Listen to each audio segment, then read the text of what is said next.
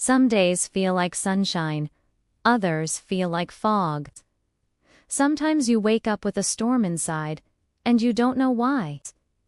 That's the nature of emotions. They shift, swirl, and surprise us.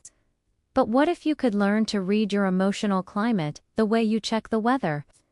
What if you could forecast your mood, track patterns, and prepare for emotional storms with the same care you'd bring an umbrella? Welcome to the practice of inner weather, a gentle, intuitive way to build emotional awareness by noticing your feelings like you notice the sky. It's not about controlling your emotions.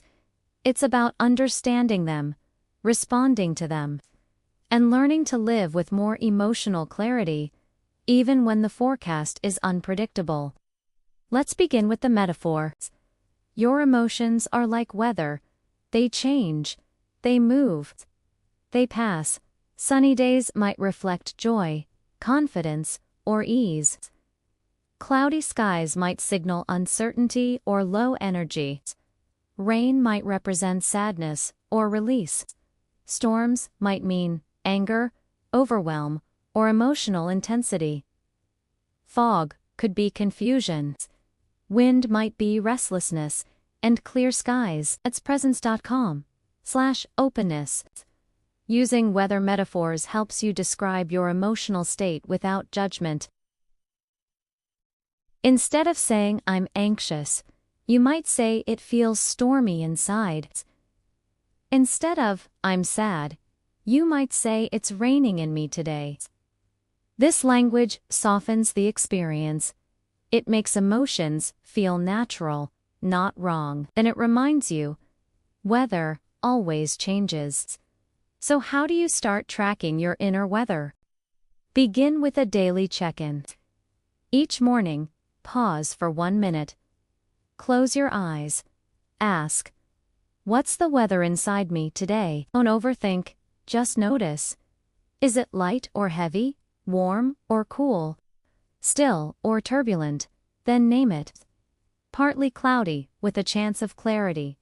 Gentle breeze of contentment, thunder rumbling in the distance. Be playful, be honest. This is your emotional forecast. You can write it down in a journal, say it aloud, or share it with someone you trust. The goal is not to fix the weather, it's to notice it, to build emotional literacy, to make space for what's real. Next, try forecasting. In the morning, ask, what might shift my weather today? Maybe you have a stressful meeting, a long commute, a difficult conversation, or maybe something exciting, a celebration, a creative project, a moment of rest. Predict how these events might affect your emotional climate. Then, at the end of the day, reflect. Did the forecast match the reality? What changed? What helped? What made it harder? This builds emotional intelligence. You learn to anticipate your reactions. You learn what supports you and what drains you. Over time, you become your own emotional meteorologist.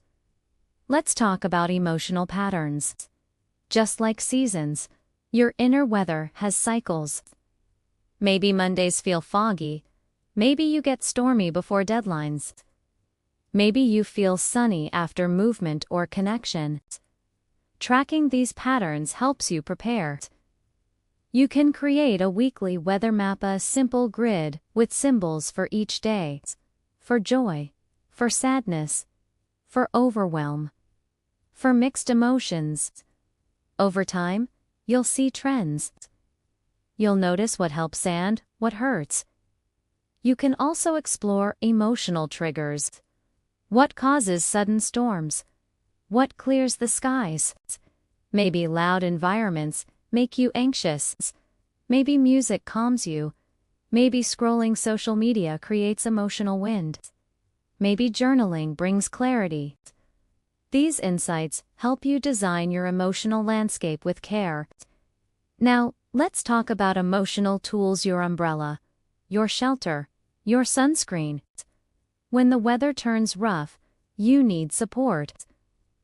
For storms, try grounding, techniques, breathwork, movement, or sensory resets.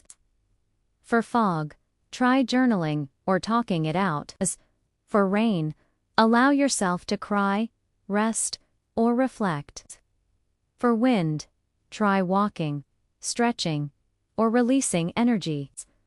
For heat, try cooling, rituals, cold water, quiet time, or calming music. You can create an inner weather toolkit, a list of practices that help you navigate each emotional climate. Keep it nearby. Use it often.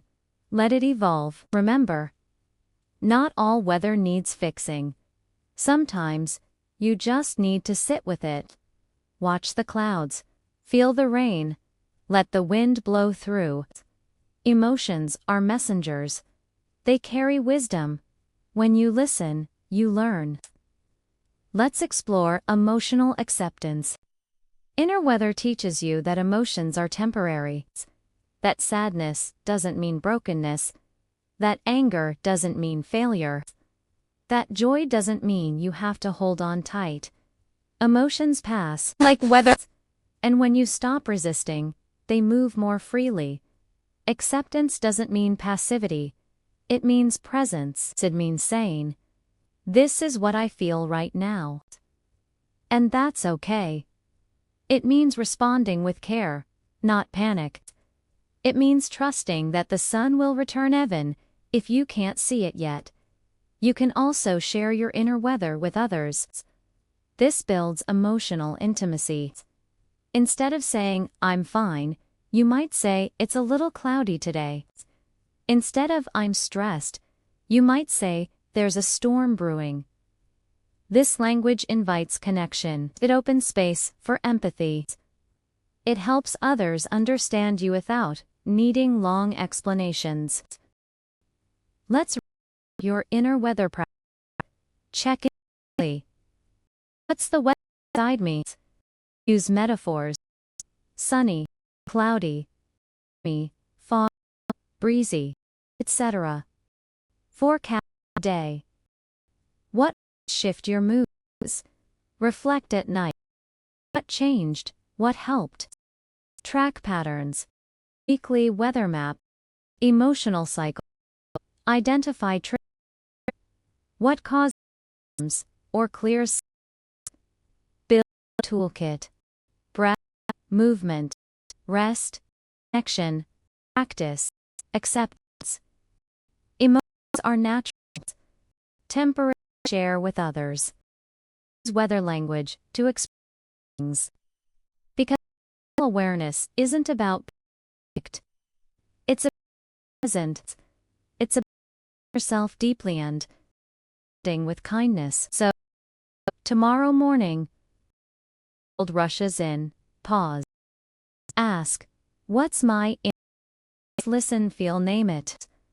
Carry that awareness like a forecast, like a compass, like a quiet guide.